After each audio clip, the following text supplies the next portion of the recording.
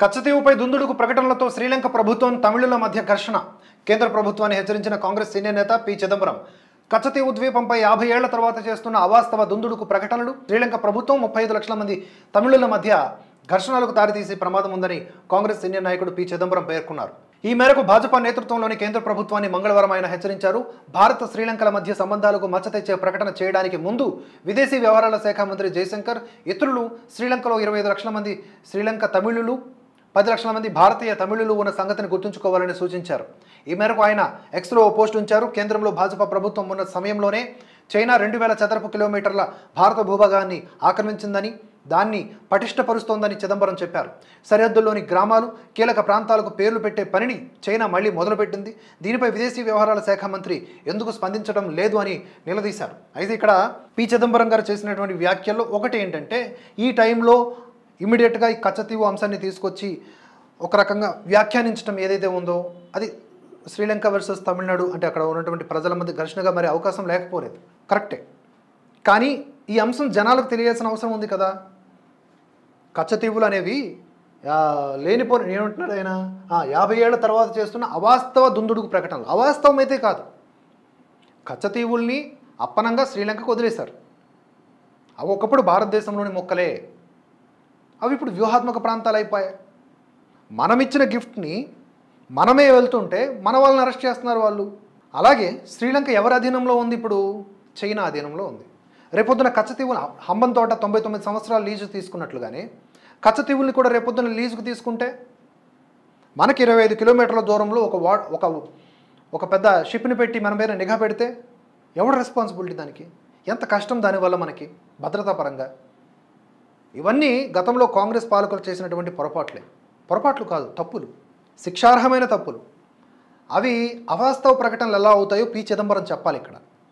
ఇక దుందుడుకు ప్రకటన అంటారా? ఎన్నికల్లో ప్రచారంలో భాగంగా బీజేపీ దీన్ని వాడుకుంటుందే అనుకుందాం, దుందుడుకు ప్రకటన అనుకుందాం.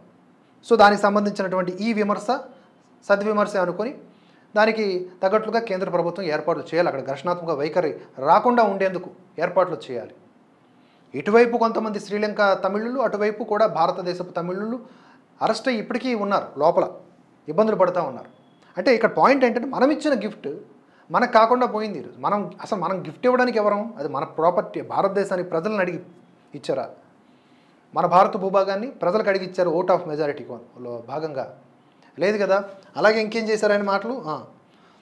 చైనా 2000 చదరపు కిలోమీటర్లు ఆక్యుపై చేసింది అనేది వాస్తవం అయితే దానిపైన ఇప్పటి వరకు కాంగ్రెస్ పకడ్బందీగా మాట్లాడలే, కేవలం నోటి మాటగా చెప్తోంది.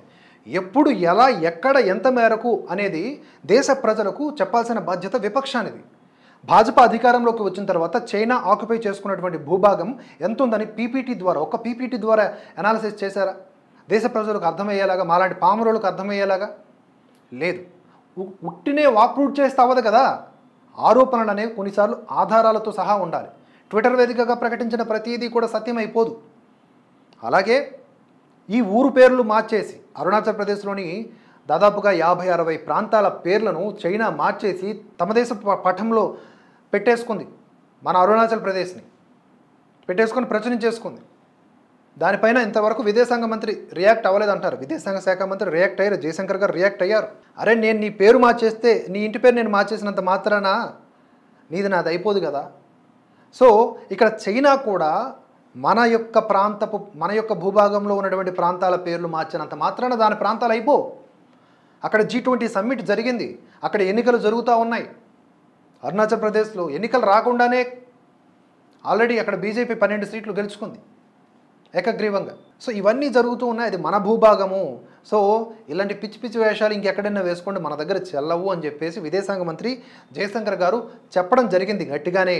సూపర్ పంచ్ అది.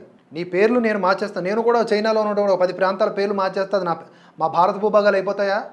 పేర్లు మార్చినంత అదేదో అంటారు కదా, పీజీ పాస్ అయినంత ఈజీ కాదురా గోలీ జోడ కొట్టడం అన్నట్టు, పేర్లు మార్చినంత ఈజీ కాదురా మా భూభాగాల్ని నువ్వు దుబ్బేయడానికి. సో ఇక్కడ కాంగ్రెస్ పార్టీ కొంచెం చేసే విమర్శల పట్ల చిత్తశుద్ధిని కనబరిస్తే ఈజీగా బీజేపీకి ట్యాకిల్ చేయవచ్చు, బీజేపీని ఇబ్బంది పెట్టవచ్చు. కానీ ఎంతసేపు కూడా చేసే ప్రతి విమర్శ బూమరంగా అయిపోతూ ఉంటాయి. ఇక్కడ ఇంకేమి విపక్ష పార్టీ పోరాటం